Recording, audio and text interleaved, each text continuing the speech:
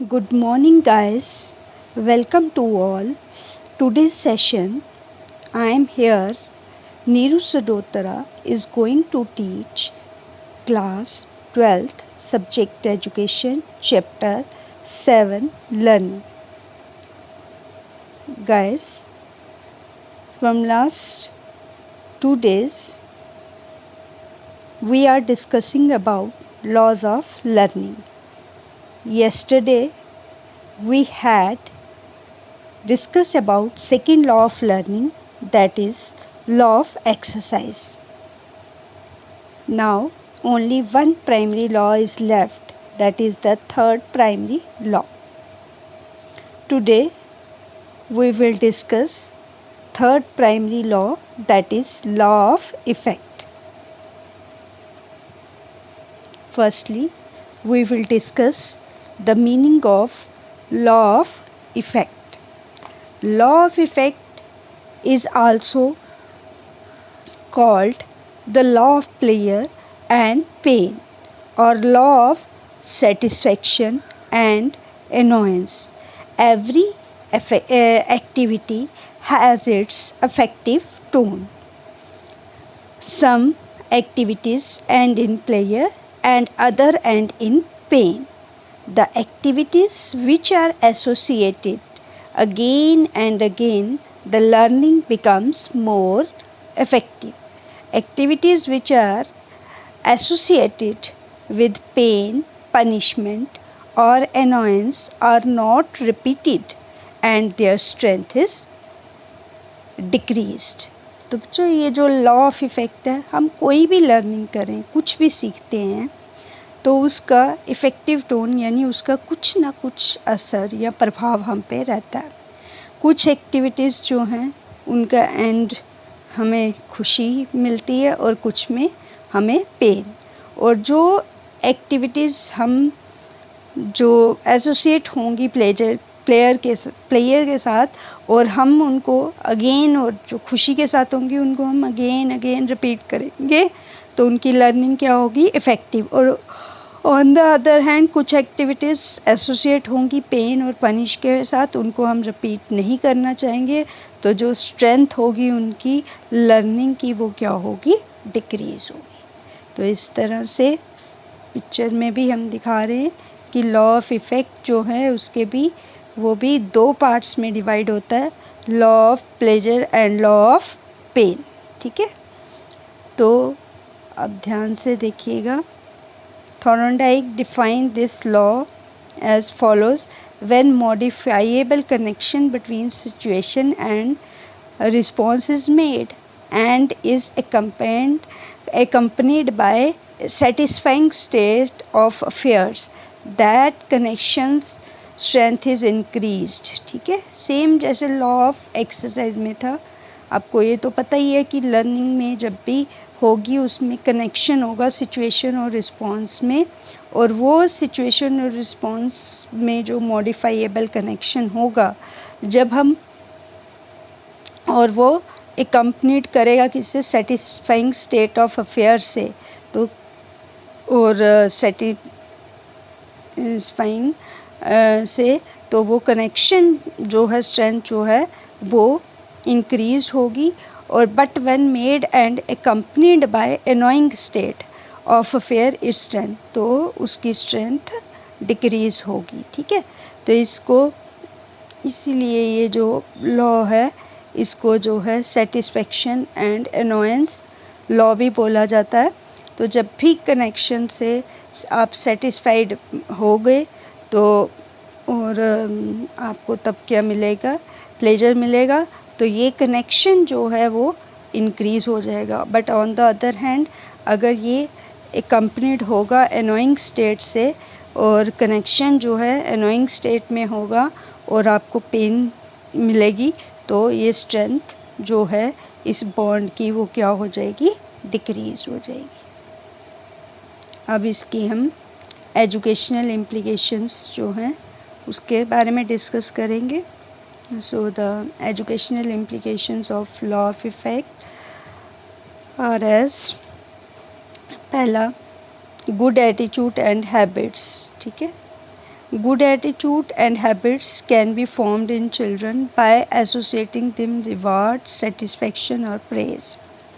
अब आपको पता है जब भी हमें रिवार्ड मिलेगा, सेटिस्फेक्शन या मतलब कि प्रेज़ मिलेगी, ठीक है, तो हमने पीछे डिस्कस किया, तो उस टाइम पे हमारा जो लर्निंग का बॉन्ड है, जो कनेक्शन है स्टिमुलस और उसमें वो स्ट्रेंथन होगा और गुड हैबिट्स जो है उसकी फॉर्मेशन होगी। और रॉन्ग और अनडिज़ायरेबल हैबिट्स जो हैं उसको हम एरेडिकेट करेंगे by associating them with punishment, ठीक है, पनिशमेंट, डिससेटिस्फेक्शन और ब्लेम।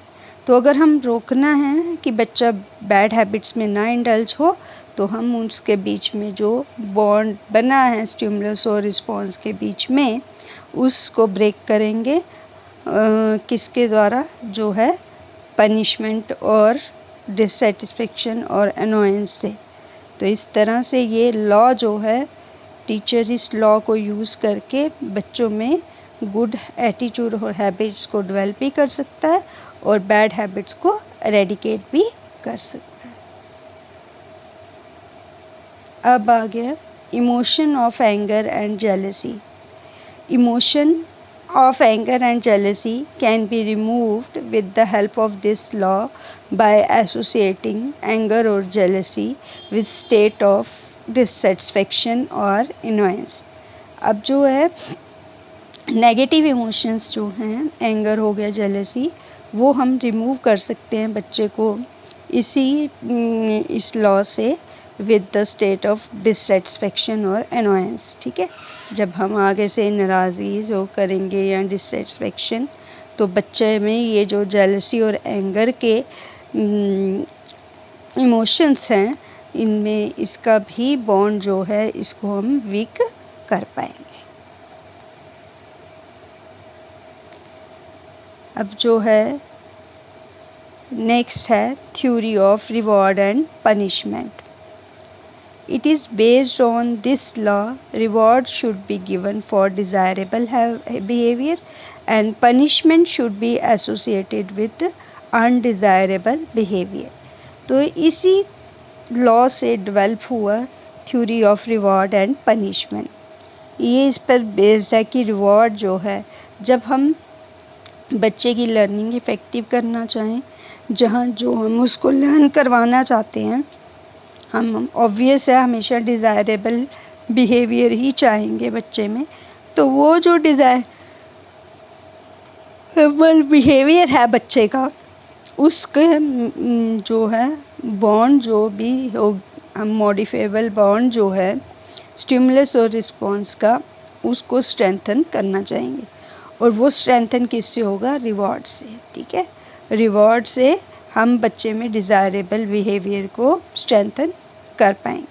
और ऑन द अदर हैंड, जब अगर बच्चे में अनडिज़ायरेबल बिहेवियर है, तो उस अनडिज़ायरेबल बिहेवियर को हम एसोसिएट करेंगे किसके साथ, पनिशमेंट के साथ, ताकि वो बॉन्ड टूटे और बच्चा उसको रिपीट ना करे। और जब वो बच्चा रिपीट नहीं करेगा, क्योंकि जब उसको पता है, अब जैसे बच्चे में अनडिज़ायरेबल भी बुलिंग करना, कि जो है या मतलब गालियाँ निकालता है स्कूल में दूसरे बच्चों को, तो अगर हमने उसका ये बिहेवियर ख़त्म करना है, तो हम उसको रोकेंगे वहाँ पर एनोयंस और डिससेटिस्फेक्शन शो करके, तो उसका ये अनडिज़ायरेबल बिहेवियर ख़त्म होगा, क्योंकि उसको पता है कि जब भी मैं ये बिहेवियर शो करता हूँ तो मुझे डांट पड़ती है।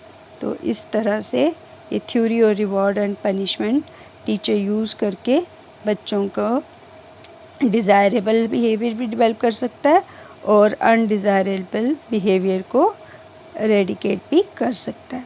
Problem behaviour and delinquent behaviour. अब जो डेलिक्वेंट बिहेवियर क्या हो गया, डेलिक्वेंट बिहेवियर ये टर्म जो आ रही है means anti social behaviour of individual. जब बच्चा कोई सोशली डिज़ायरेबल बिहेवियर नहीं करता, जो है अनडिज़ायरेबल, एंटी सोशल और अनडिज़ायरेबल बिहेवियर करता, तो उसी बिहेवियर को प्रॉब्लम बिहेवियर और डेलिक्वेंट बिहेवियर बोला जाता है। और ये जो है ये these types of behaviour can be improved by associating it with annoying state of affairs और पनिशमेंट।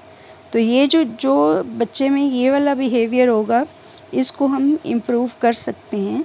और वो वही है कि जब भी बच्चा ये कोई इस तरह की एंटी सोशल एक्टिविटीज़ में इंडल्ज होता है, तो हम उसके इस बिहेवियर को एसोसिएट करें किसके साथ, एनोइंग स्टेट ऑफ अफेयर्स के साथ, और मतलब कि जो है माइनर सी पनिशमेंट या गुस्सा करके, ताकि वो बच्चा उन चीज़ों से बाहर निकल जाए और उसका एक डिज़ायरेबल बिहेवियर जो है वो डेवलप हो पाए। अब इंटरेस्ट, नेक्स्ट एजुकेशनल इम्प्लीकेशन आ रहा है। Interest is directly related to this law. Interest causes satisfaction and satisfaction promotes learning and better learning gives higher satisfaction। अब जो है sometimes directly interest जो है इससे वो है। अब interest causes satisfaction, ठीक है। बच्चा वही करना चाहेगा जिसमें उसको प्लेजर मिले, उसको सेटिस्फैक्शन मिलेगी, और सेटिस्फैक्शन ही प्रमोट करेगा लर्निंग, और बेटर लर्निंग जो है वो गिव्स हायर सेटिस्फैक्शन, ठीक है ना। तो जितनी भी मतलब कि जो है, अब कोई भी वो काम नहीं करना चाहेगा जिससे उसको डिससेटिस्फैक्शन मिले, पेन मिले। बच्चा भी हमेशा उसी में इंटरेस्ट दिखाएगा जहाँ उसको सेटिस्फैक्शन मिलेगी, और जितनी सेटिस्फैक्शन मिलेगी वो उतनी उस चीज़ की लर्निंग करना चाहेगा। तो बेटर लर्निंग के लिए, और बेटर लर्निंग जो होगी वो गिव्स हायर सेटिस्फैक्शन, जितनी सेटिस्फैक्शन उसको मिलेगी काम करके जिसमें, तो वहाँ पर उतनी ही उसकी लर्निंग भी क्या होगी, इफ़ेक्टिव होगी। तो ये थे मीनिंग और educational implications of law of effect. Now in brief we may say that law of effect is very useful if we apply this law in educational situation in a judicious manner।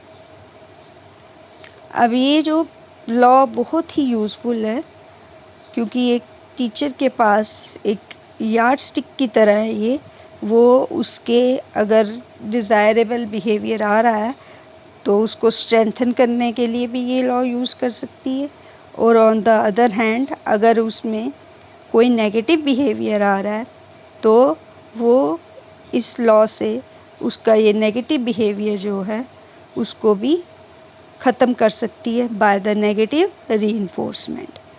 Reinforcement क्या हुआ, वही कि जो strengthen करना है, अगर positive reinforcement हो गया कि हम पॉजिटिव वो जो वर्ड्स यूज़ करें, प्रेज़ करें, ताकि उसका वो अच्छा बिहेवियर स्ट्रेंथन हो, और ऑन द अदर हैंड अगर उसका नेगेटिव बिहेवियर आता है तो वो नेगेटिव बिहेवियर को ख़त्म करने के लिए जो है हम नेगेटिव रीइंफोर्समेंट का यूज़ करें। यानी कि जो है बच्चे को माइनर सी पनिशमेंट, थोड़ा सा डांटना, थोड़ा सा अवेयर करना जो है डांट कर, ताकि वो जो है गिव अप कर दे उस बैड हैबिट और बैड बिहेवियर को। और this law in educational situation teacher can easily used in A judicious manner for effective learning of the child. तो बच्चे की इफ़ेक्टिव लर्निंग के लिए टीचर जो है इसको एक जुडिशियल मैनर में, जहाँ पर ज़रूरत है डिज़ायरेबल की बिहेवियर की, वहाँ वो पॉजिटिव रीइंफोर्समेंट यूज़ करे, और जहाँ पर ज़रूरत है नेगेटिव रीइंफोर्समेंट की, वो नेगेटिव रीइंफोर्समेंट करके एरेडिकेट करे बच्चे का नेगेटिव बिहेवियर।